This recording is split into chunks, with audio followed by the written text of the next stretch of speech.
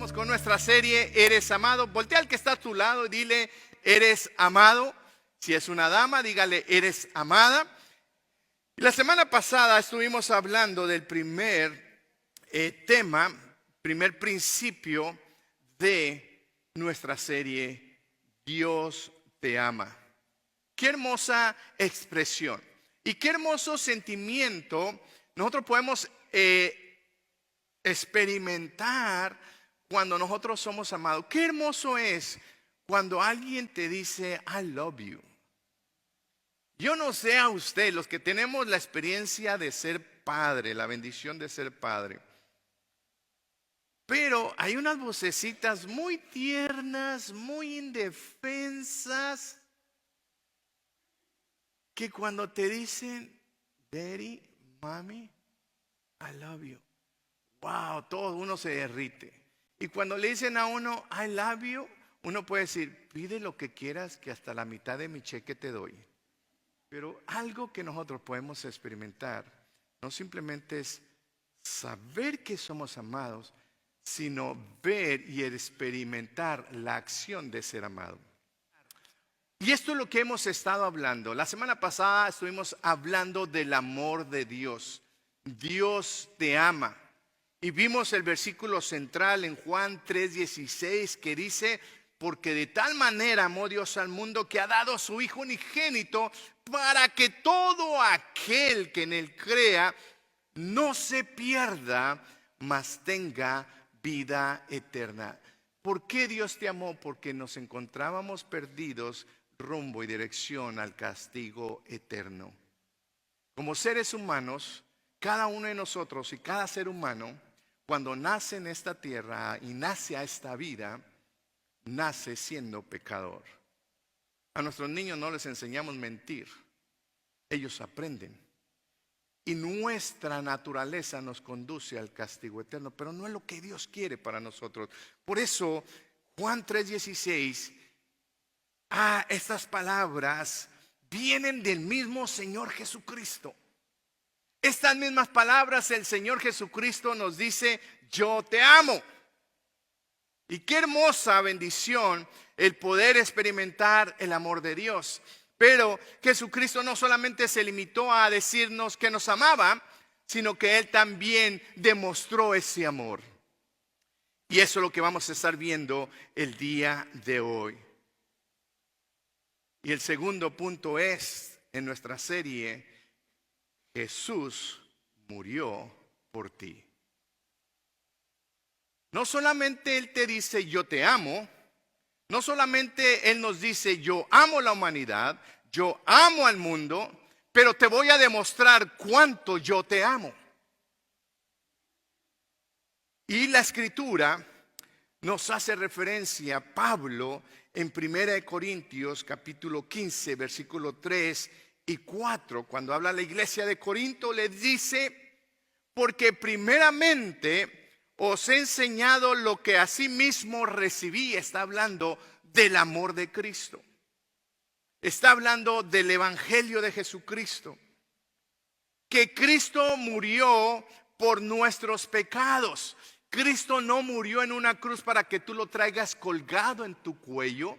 Cristo no murió en una cruz para que tú lo tengas colgado en una pared, para que lo traigas colgado en el espejo de tu auto. Cristo murió porque te amó, pero tuvo un propósito. Y Él te amó porque tú estabas condenado a muerte. El pecado te condenaba. Pero Cristo Jesús, Él decidió no solamente amarte, sino Él decidió demostrarte ese amor. Cristo Jesús murió por tus pecados. Conforme a las Escrituras. Y cuando vemos Pablo haciendo referencia a las Escrituras, podemos ir a Isaías. En el Antiguo Testamento nosotros podemos ir a Isaías y podemos ver lo que Pablo está haciendo referencia en el versículo 5 y 9 de Isaías 53, que dice de la siguiente manera, mire lo que dice. Dios te amó tanto que ya muchos años atrás habían profetizado cómo el Señor Jesús iba a demostrar nuestro amor. Ciertamente, hablando del Señor Jesús, llevó Él nuestras enfermedades, sufrió nuestros dolores, y nosotros le tuvimos por azotado, por herido de Dios y abatido. Mas Él, escuche bien, el herido fue por nuestras rebeliones, por nuestro pecado, molido por nuestros pecados. El castigo de nuestra paz fue sobre Él, y por su llaga nosotros somos curados. Dios te ama, pero Él te demuestra su amor en Jesucristo. Y no simplemente Pablo dice que Él murió por nuestros pecados conforme a la Escritura, sino que también dice que fue sepultado, pero que resucitó al tercer día conforme a las Escrituras, haciendo referencia al Salmos 16:10, que dicen: tú no vas a dejar que tu santo vea corrupción. Y según la tradición judía, un cuerpo ya muerto, inerte, a los 3 días ya empieza a deshacerse. Y esto nos muestra la veracidad del Evangelio de Jesucristo. La muerte de Cristo, mis amados oyentes, mis amados hermanos, la muerte de Jesucristo no es un evento aislado del propósito divino y del amor eterno de Dios. Ya había sido profetizado que Jesús tendría que venir y morir en una cruz por nuestros pecados. Cumplir la justicia que Dios el Padre demandaba para salvación y vida eterna. Así que la muerte de Jesucristo no es un evento aislado histórico. La muerte de Jesucristo está en el plan perfecto, divino y del amor eterno de Dios. Cuando nosotros visualizamos esta gran verdad, nos lleva a un pensamiento central que deseo poner en su corazón el día de hoy. Dios permitió la muerte de Jesús porque había sido profetizado, porque había sido ya diseñado de esa manera, que el inocente tendría que pagar por el culpable. Y lo podemos ver desde Génesis. Capítulo 3, versículo 15, desde que el hombre pecó, ya Dios empieza a obrar la redención de la humanidad, del ser caído, del pecador, de tu persona y de mi persona. Dios permitió la muerte de Jesús porque así estaba establecido. Pero esto es lo hermoso, que no lo dejó en el abandono. Cuando nosotros tenemos este pensamiento central en nuestra vida, podemos entender que Dios en ciertos momentos en nuestra vida, nuestro matrimonio, permitirá esos momentos difíciles que a veces nosotros no entendemos.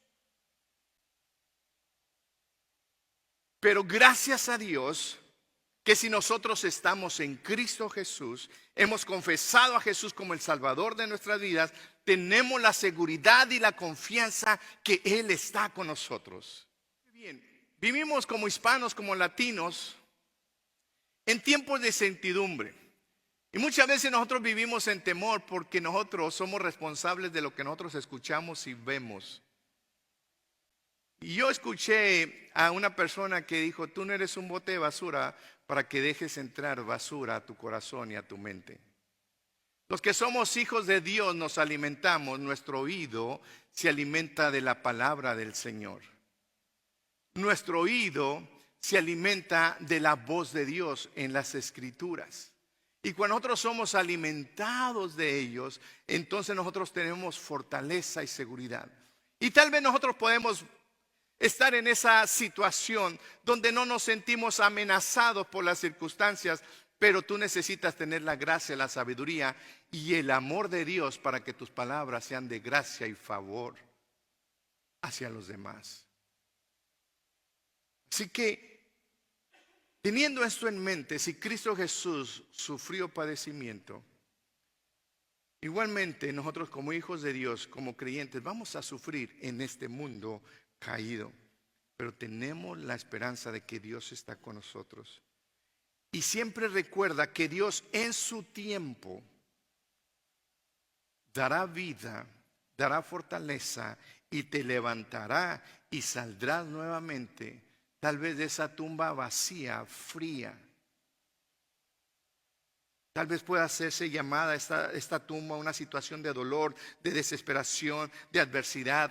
Tú no tienes la solución para el problema que tú estás enfrentando.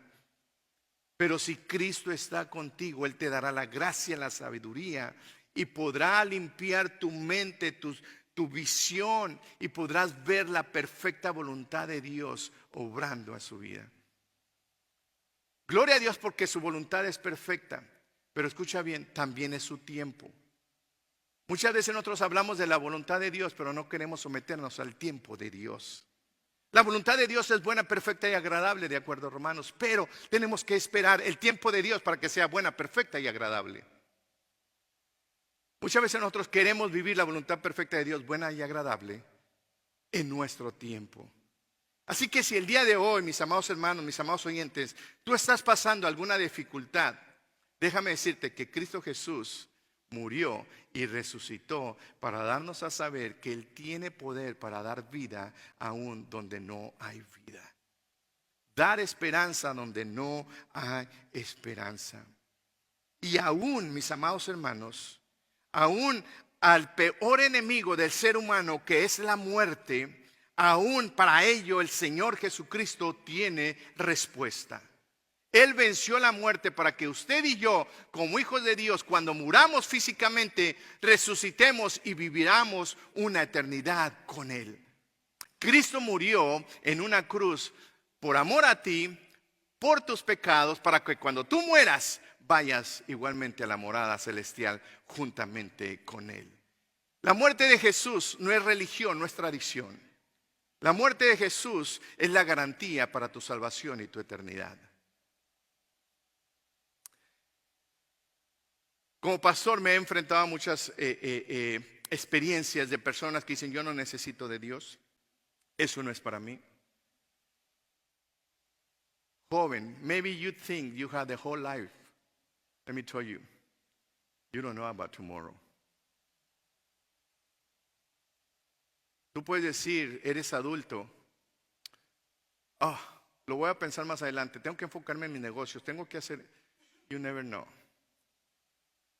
He tenido experiencias donde de repente tengo la noticia de que hoy vi una persona y el día de mañana me llaman y dicen: estaba en su escritorio y ya no se levantó, heart attack. Pero ¿cómo? Acabo de verlo ayer, se veía saludable.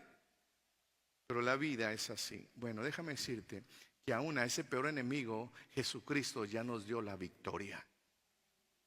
Y eso es lo que Pablo está hablando a la iglesia. Dios te ama y te demuestra su amor.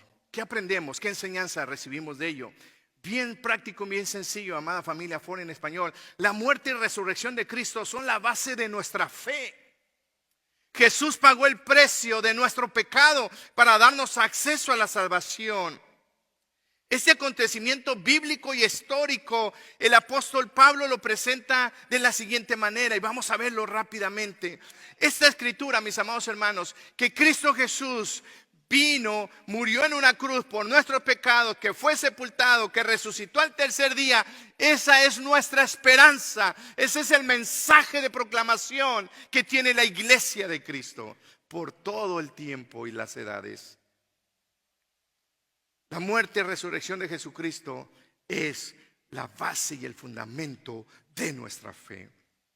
Pablo, en estos versículos, y más adelante, vaya conmigo, allí en la escritura, perdón, en Primera de Corintios, capítulo 15, me gustaría que usted lo tenga ahí para que pueda leerlo juntamente conmigo y podamos ver qué es lo que Pablo está hablando y haciendo referencia de ello.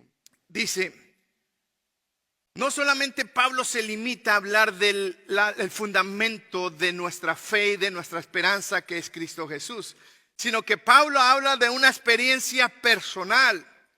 Aunque Pablo cuando escribe a la iglesia de Corintio, él está haciendo referencia a que no fue testigo ocular de la muerte y resurrección de Jesucristo. Pero Pablo igualmente va a dar testimonio de su propia experiencia con Jesucristo. Cristo Jesús te ama, Cristo Jesús murió por ti, pero tú tienes que tener una experiencia con Jesucristo resucitado.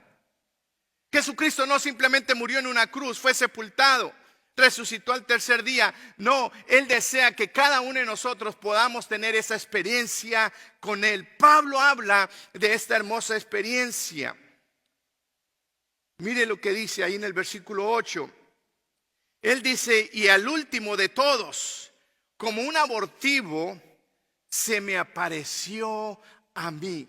En otras palabras, Pablo está hablando de un Cristo resucitado, aunque él no fue testigo, pero él tuvo una experiencia con él.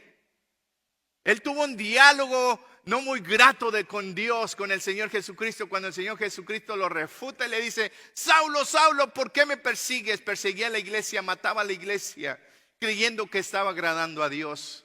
Y Pablo dice, ¿quién eres, Señor? Y se le revela a Él. Qué hermosa bendición del Dios que nosotros tenemos. No simplemente nos ama, murió por nosotros, sino que Él quiere darse a conocer a ti.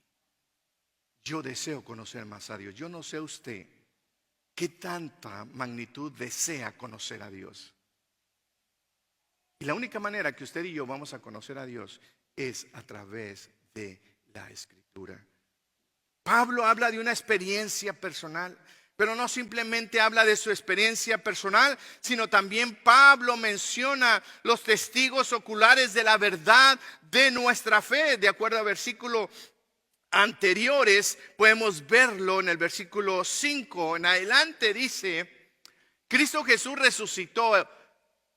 No solamente resucitó, sino que se me reveló a mí, pero también hay testigos que lo vieron, que fueron testigos oculares de la muerte y resurrección de Jesucristo. Y dice, en el versículo 5 dice, y se le apareció a Cefas y después a los 12 discípulos, después apareció a más de 500 hermanos, a la verdad de los cuales muchos viven aún y otros ya duermen. Cuando Pablo está escribiendo esta escritura hacia la iglesia de Corinto, aún él dice, hey, ¿tienes duda de la muerte y de la resurrección de Jesucristo? Let me tell you what. Déjame decirte, yo he tenido una experiencia con ese Jesús vivo, pero no solamente yo, sino que hay más de 500 hermanos, algunos ya murieron, y no dice murieron, perdón, dice algunos ya duermen con la esperanza de volverse a levantar. Dice, hay más de 500 que se les presentó igualmente y ellos son testigos. ¿Tienes alguna duda de lo que yo estoy diciendo? Ve y pregúntale a aquellos que fueron testigos oculares de la verdad de Jesucristo. Qué hermoso evangelio y qué veracidad de evangelio nosotros tenemos en Cristo Jesús. No solamente resucitó, sino que se reveló, se mostró, fue visible, fue palpable. Eso es lo que Pablo está haciendo referencia. Y punto final, Pablo enfatiza, mis amados hermanos, la importancia de compartir el evangelio de Jesucristo. Y eso está basado en el versículo 1 y versículo 2 que Pablo dice, además os declaro, hermanos, el evangelio que os he predicado. ¿Cuál es este evangelio? Que Cristo Jesús murió por tus pecados, resucitó al tercer día, el cual también recibisteis, en el cual también perseveráis, por el cual asimismo, si retenéis la palabra que os he predicado, sois salvos si es que no creísteis en vano. Dándonos a saber y dándonos a entender, mis amados hermanos, que no simplemente tenemos que creer y aceptar el amor de Cristo Jesús hacia nosotros, sino creer que Cristo Jesús también murió por mis pecados, que fue sepultado, pero que resucitó para que yo pudiese vivir. Pero no solamente eso, sino que Él quiere darse a conocer en tu diario vivir. Él quiere caminar contigo, quiere dialogar contigo, quiere ser visible, quiere ser palpable hacia tu persona. ¿Por qué? Porque como iglesia, pone en español, tenemos una misión, y la misión es dar a conocer a Jesucristo vivo y resucitado. Nuestra misión, amada familia, no es reunirnos los fines de semana, no reunirnos en nuestros estudios bíblicos. Eso es hermoso. Hemos estado aprendiendo de los 4 pilares. Va más allá. Es dar a conocer a Jesús. Y estuvimos hablando en el último pilar, que es de la misión, el evangelismo. El propósito de nosotros, mis amados hermanos, es bonito llegar, saludarnos, abrazarnos, vernos.